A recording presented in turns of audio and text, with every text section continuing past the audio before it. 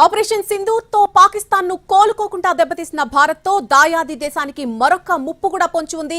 అకాల వర్షాలతో సింధు ఉపనదుల్లో ప్రవాహం పెరగడంతో పాకిస్తాన్ కు వరద ముంపు కూడా పొంచి ఉంది. ఇప్పటికే చినాబ్ నది ఉగ్రరూపం దాల్చింది. దీంతో సలాల్ డ్యాం, బాగ్లిహార్ డ్యాం గేట్లను ఎత్తివేశారు అధికారులు.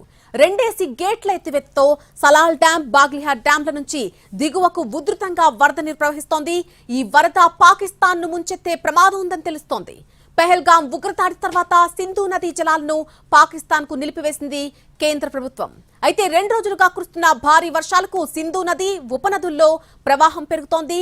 డ్యాం గేట్ల ఎత్తివేతతో ఒకేసారి ఉధృతంగా ప్రవహిస్తున్న వరద నీటితో పాకిస్తాన్ లో లోతట్టు ప్రాంతాలన్నీ కూడా నీట మునిగిపోతాయని అంచనా వేస్తున్నారు.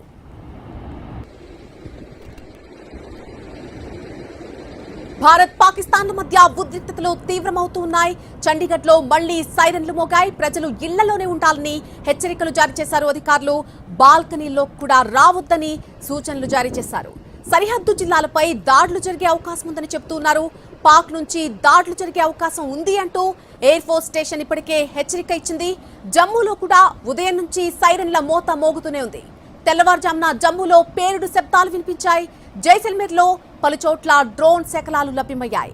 బీఎస్ఎఫ్ క్యాంప్ ను లక్ష్యంగా చేసుకుని పాక్ డ్రోన్ అటాక్ చేసింది. వాటన్నిటినీ భద్రతా బలగాలు కూల్చేశాయి.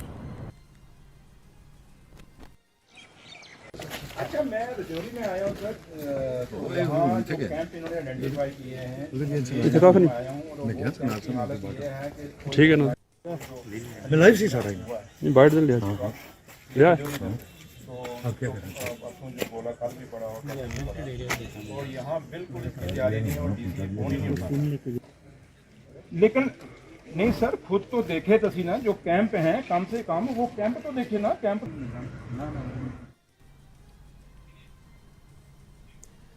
జమ్మూ కశ్మీర్ సాంబా సెక్టార్ లో జైషే మహమ్మద్ ఉగ్రవాదులు హతమయ్యారు. భారత్ లోకి చొరబడేందుకు 7 టెర్రరిస్టులు ప్రయత్నిస్తుండగా బీఎస్ఎఫ్ వాళ్ళని హతమార్చింది. ठीक है ना मैं लाइव से आ रहा हूँ बैठ जल्दी या अब क्या करें जो बोला कल भी पड़ा होगा और यहाँ बिल्कुल इसकी तैयारी नहीं और डीसी फोन ही नहीं उठा, लेकिन